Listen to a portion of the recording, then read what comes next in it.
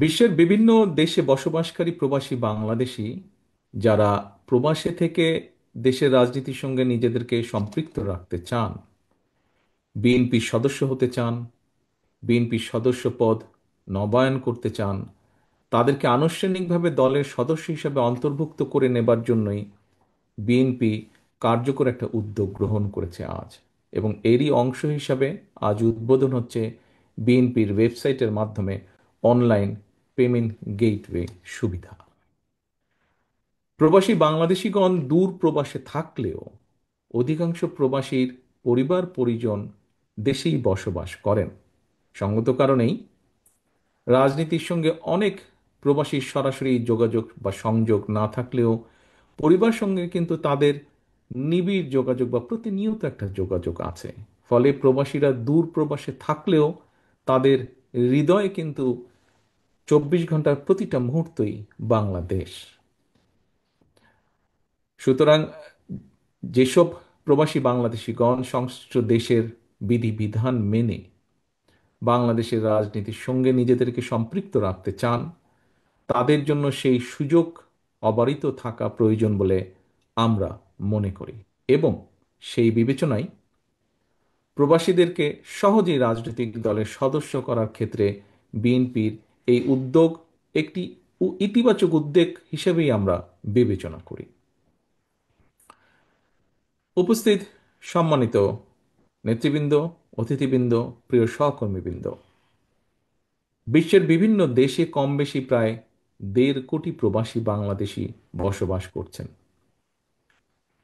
চাকরি কিংবা পেশাগত কারণে অনেকে যেমন প্রবাসী হয়েছেন, ঠিক একইভাবে বিগত 15-16 বছরে কেউ কেউ ফ্যাসিস্টের রোষানলে পড়েও প্রবাসী হতে বাধ্য হয়েছেন। এইসব প্রবাসী বাংলাদেশিদের অনেকেই বিগত 1.5 দশকেরও বেশি সময় ধরে চলা বাংলাদেশের ফ্যাসিবাদ বিরোধী আন্দোলনে বিভিন্নভাবে যার যার অবস্থান থেকে অত্যন্ত সোচ্চার ভূমিকা রেখেছেন। দেশে গণতন্ত্র এবং মানবাধিকার প্রতিষ্ঠার আন্দোলনে নিরলস ভূমিকার জন্য আমি প্রবাসীদেরকে জানাই, প্রবাসী সকল ভাই বোনদেরকে জানাই আন্তরিক অভিনন্দন। প্রিয় প্রবাসী বাংলাদেশি ভাই বোনেরা, বিশ্বায়নের এই সময়ে বিশ্বের এক দেশের মানুষ অন্য দেশে চাকরি, ব্যবসা, বাণিজ্য কিংবা বসবাস করবেন, এটি বিশ্ব সমাজের বর্তমানে একটি স্বাভাবিক নিয়মই বলা যায়। তবে নানা বাস্তবতায় প্রবাসে থাকলেও কেউ যেন জন্মভূমি স্ববিরোধী ভূমিকায় লিপ্ত হতে না পারেন, এই ব্যাপারে দেশপ্রেমিক প্রতিটি বাংলাদেশীর সতর্ক এবং সজাগ থাকা অত্যন্ত প্রয়োজন, বিশেষ করে বর্তমান অবস্থায়। প্রবাসী বাংলাদেশি ভাই বোনেরা লাখো প্রবাসী দূর প্রবাস থেকে কষ্ট করে মাথার ঘাম পায়ে ফেলে বাংলাদেশে রেমিটেন্স পাঠান। আপনারা জিডিপিতে রেমিটেন্সের অবদান এই মুহূর্তে 6 থেকে প্রায় 7%। সুতরাং দেশে প্রবাসীদের পরিবার এবং তাদের অর্থ সম্পদের নিরাপত্তা নিশ্চিত করা রাষ্ট্রের অন্যতম বিশেষ দায়িত্ব বলে আমরা মনে করি। প্রবাসী বাংলাদেশিগণ দীর্ঘদিন থেকেই জাতীয় নির্বাচনে ভোট প্রদানের অধিকার এবং সুযোগ চেয়ে আসছিলেন। আসন্ন নির্বাচনে তাদের সেই আশা অনেকাংশেই পূরণ হতে যাচ্ছে। এবারই প্রথমবারের মতন বিভিন্ন দেশের প্রায় 50 লক্ষের মতন প্রবাসী আসন্ন জাতীয় নির্বাচনে ভোটদানের সুযোগ পাচ্ছেন। আমি ভোট প্রবাসী ভাই বোনদের ভোট প্রদানের এই সুযোগকে জন্মস্থানের প্রতি প্রবাসী বাংলাদেশিদের অধিকার এবং অবদানের একটি সম্মানজনক স্বীকৃতি হিসেবে বিবেচনা করি। প্রবাস থেকে এবারই প্রথমবারের মতন ভোট দেওয়ার সুযোগ সৃষ্টির কারণে ভোট গ্রহণ প্রক্রিয়াটি কারো কারো কাছে কিছুটা জটিল মনে হতে পারে। তবুও প্রবাসীদের ভোটের অধিকার প্রয়োগের সুযোগ চালু করার জন্য আমি নির্বাচন কমিশনকে আমাদের দলের পক্ষ থেকে আন্তরিক অভিনন্দন এবং সাধুবাদ জানাই। জনগণের রায় ইনশাল্লাহ বিএনপি রাষ্ট্র পরিচালনার দায়িত্ব পেলে ভবিষ্যতে প্রবাসী বাংলাদেশিদের ভোট গ্রহণ প্রক্রিয়াটি আরও কিভাবে সহজ করা সম্ভব হয় সে পদক্ষেপ আমরা অবশ্যই ইনশাল্লাহ নেব। প্রিয় উপস্থিতিবৃন্দ, সম্মানিত সহকর্মী নেতৃবৃন্দ, আমি একটি বিষয় এই মুহূর্তে আপনাদের সামনে একটি উল্লেখ করতে চাই, যদিও হয়তোবা এই বিষয়টি আজকের সামগ্রিক অনুষ্ঠানের সাথে হয়তো সম্পূর্ণ সামঞ্জস্যপূর্ণ নয়, তবে একজন মায়ের সন্তান হিসাবে, একজন নারীর স্বামী হিসাবে, একজন কন্যা সন্তানের পিতা হিসাবে সেই দৃষ্টিকোণ থেকে একটি বিষয় আপনাদের সামনে আমি উল্লেখ করতে চাই আজকের এই অনুষ্ঠানে। প্রিয় সকল উপস্থিতিবৃন্দ, দেশে এবং বিদেশে আমাদের জনসংখ্যার প্রায় অর্ধেক নারী, অথচ নারীদের নিরাপত্তার ব্যাপারে রাষ্ট্র এবং সমাজের উদাসীনতা ইদানিং মনে হয় একটু প্রকট হয়ে উঠছে, অথবা কোথায় জানি কি একটা সন্দেহ দোলা দিয়ে উঠছে। আমি গতকালকের একটি পত্রিকায় একটি নিউজ প্রকাশিত হয়েছে, একটি রিপোর্ট প্রকাশিত হয়েছে, সেই রিপোর্টে দেখলাম গত অগস্ট মাসে সারা দেশে 93 জন নারী ধর্ষণের শিকার হয়েছেন। গণধর্ষণের ঘটনা ঘটেছে 14টি।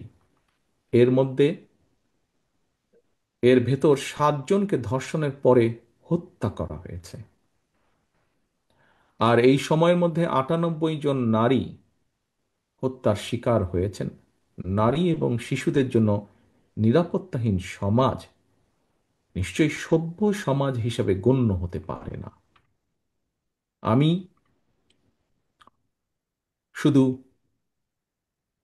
বাংলাদেশ জাতীয়তাবাদী দলের মহিলা দল নয়, মহিলা দল সহ বাংলাদেশের সচেতন নারী সমাজ সহ সকল মানুষকে দৃষ্টি আকর্ষণ করে বলতে চাই, আপনারা যার যার অবস্থান থেকে আমাদের কন্যা মা বোনদের সঙ্গে কথা বলুন, তাদের সমস্যাগুলো নিয়ে এলাকা ভিত্তিক প্রস্তাব তৈরি করুন, চিন্তা ভাবনা করুন। নারীদের নিরাপত্তা নিশ্চিত করার বিষয় রাষ্ট্র অবশ্যই উদাসীন থাকতে পারে না।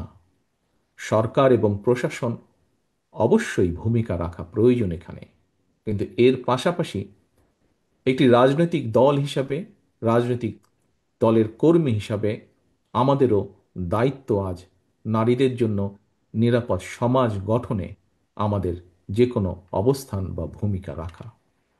নারী এবং শিশুদের নিরাপত্তা রক্ষায় সামাজিক উদ্যোগ আমার ব্যক্তিগত অনুভূতি অত্যন্ত জরুরি হয়ে পড়েছে।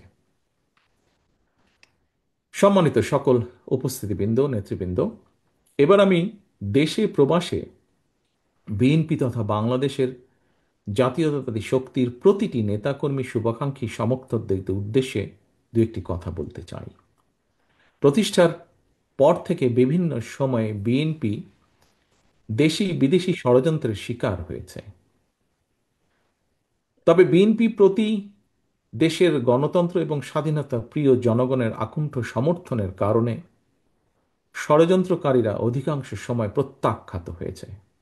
এবং বাস্তবতা হচ্ছে গণতান্ত্রিক জনগণের কাছে বিএনপি একটি বিশ্বস্ত রাজনৈতিক প্রতিষ্ঠান।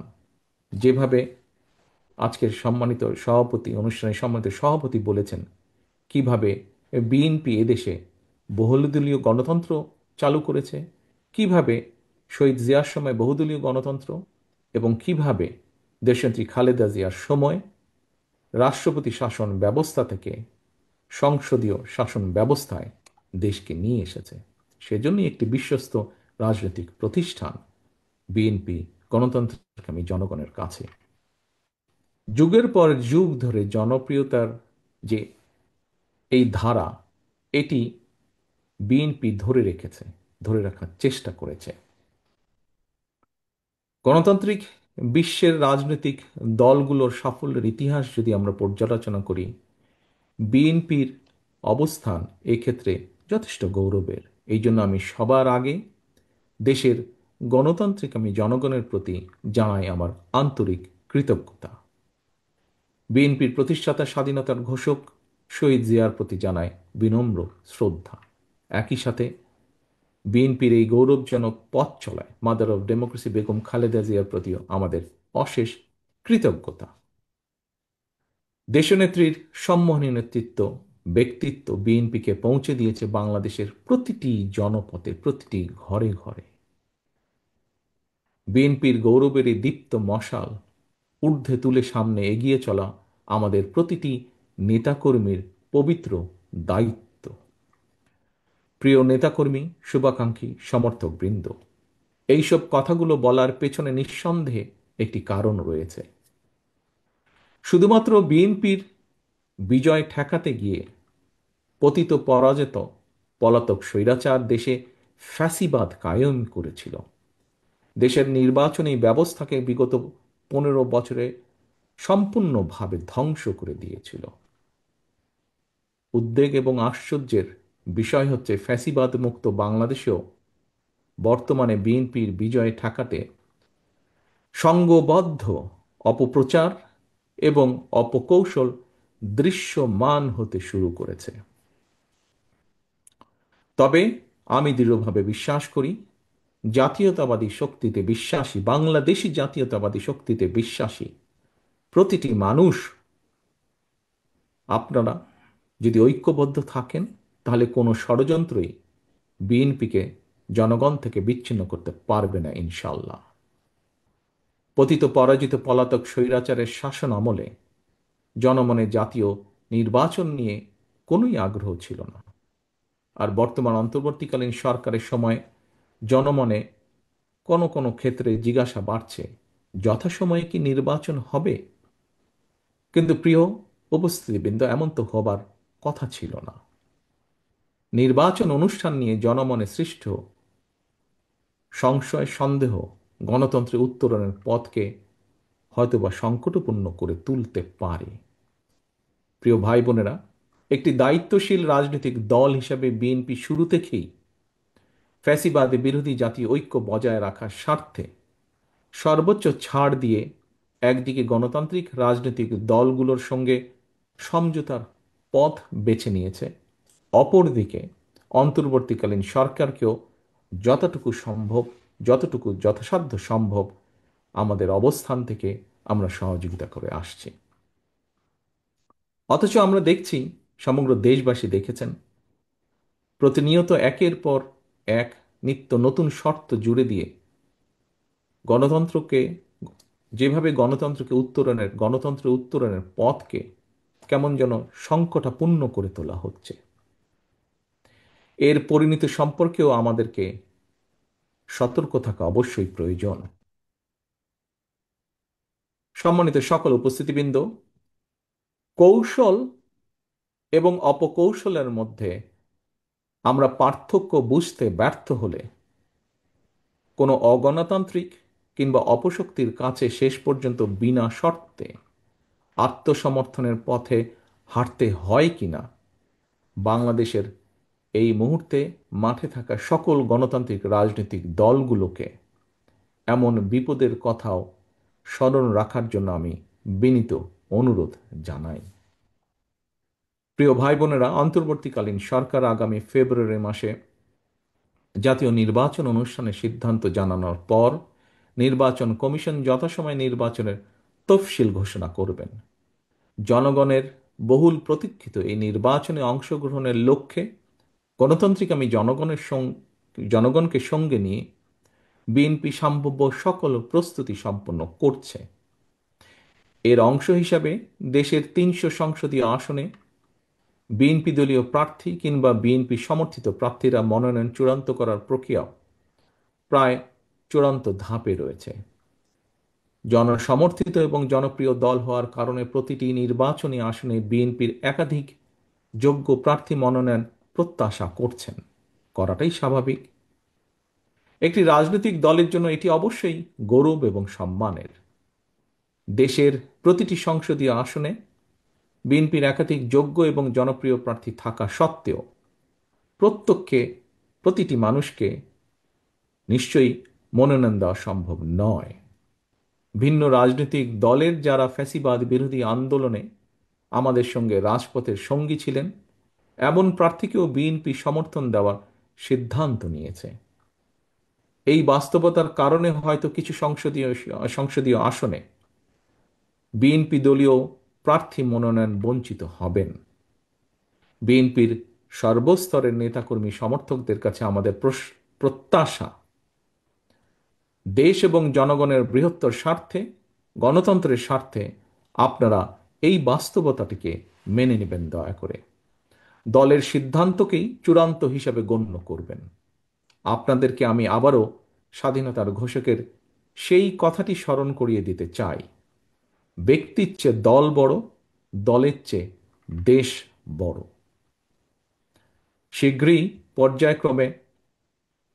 শীঘ্রই পর্যায়ক্রমে বিভিন্ন আসনে বিএনপির মনোনীত দলীয় প্রার্থীদের নাম আমরা জানিয়ে দেব দলের পক্ষ থেকে। দল যাকে যে আসনে নমিনেশন দেবে বা দেয়, অনুগ্রহপূর্বক তাকে বিজয়ী করে আনার জন্য ঐক্যবদ্ধভাবে প্রত্যেকে বাংলাদেশ জাতীয়তাবাদী শক্তিতে বিশ্বাসী প্রতিটি মানুষ দয়া করে কাজ করবেন। মনে রাখবেন, আপনাদের চারপাশে সুপ্ত আকাঙ্ক্ষা নিয়ে গুপ্ত স্বৈরাচার কিন্তু ওত পেতে রয়েছে। সুতরাং আপনাদের নিজেদের মধ্যে রেষারেষি, বিবাদ, বিরোধ এমন পর্যায়ে নেওয়া ঠিক হবে না যাতে করে প্রতিপক্ষ আপনাদের মধ্যেকার বিরোধের সুযোগ নিতে পারে। আপনাদেরকে আরেকটি বিষয় আমি স্মরণ করে দিতে চাই। প্রতিটি সংসদীয় আসনে বিএনপির একাধিক প্রার্থী, আপনারা যারা নিজ নিজ এলাকায় জনগণের সমর্থন পেতে গণসংযোগ করছেন, আপনারা সবাই কিন্তু শেষ পর্যন্ত শহীদ জিয়ার অনুসারী, খালেদা জিয়ার সৈনিক, বিএনপির কর্মী, ধানের শীষের সমর্থক। মনে রাখবেন, ধানের শীষ জিতলে আপনি জিতেছেন বা জিতছেন বা জিতবেন। বিজয়ী হবেন দেশ এবং গণতন্ত্র। সবশেষে নেতাকর্মীদের প্রতি আমার আহ্বান, স্বাধীনতার ঘোষকের প্রতি অমর্যাদা হয় দেশ এবং জনগণের জন্য মাদার অফ ডেমোক্রেসির অবদান প্রশ্নবিদ্ধ হয়, আপনারা এমন কোনো আচরণ দয়া করে করবেন না। সারা দেশে বিএনপির লাখো কোটি সমর্থক বিব্রত হয়, আপনারা কেউ এমন কোনো আচরণ দয়া করে করবেন না। আপনারা জনগণের সঙ্গে থাকুন, জনগণকে সঙ্গে রাখুন। আপনাদের সামনে আমি আবারও সেই স্লোগানটি উচ্চারণ করতে চাই, ভোট দিলে ধানের শীষে, দেশ গড়ব মিলেমিশে। সবশেষে আমি বিএনপির ওয়েবসাইটের মাধ্যমে অনলাইন পেমেন্ট গেটওয়ে কার্যক্রমের শুভ উদ্বোধন ঘোষণা করছি। তথ্য প্রযুক্তির অগ্রযাত্রার সঙ্গে সঙ্গে তাল মিলিয়ে বিএনপির দলীয় কার্যক্রমকে এগিয়ে নেওয়ার এই ইতিবাচক উদ্যোগের জন্য আমি বিশেষভাবে বিএনপির আইসিটি বিভাগ এবং এই উদ্যোগের সঙ্গে যারা জড়িত রয়েছেন সবাইকে আবারও আন্তরিক ধন্যবাদ জানিয়ে আমার বক্তব্য শেষ করছি। আল্লাহ হাফিজ। বাংলাদেশ জিন্দাবাদ। বাংলাদেশ জাতীয়তাবাদী দল জিন্দাবাদ।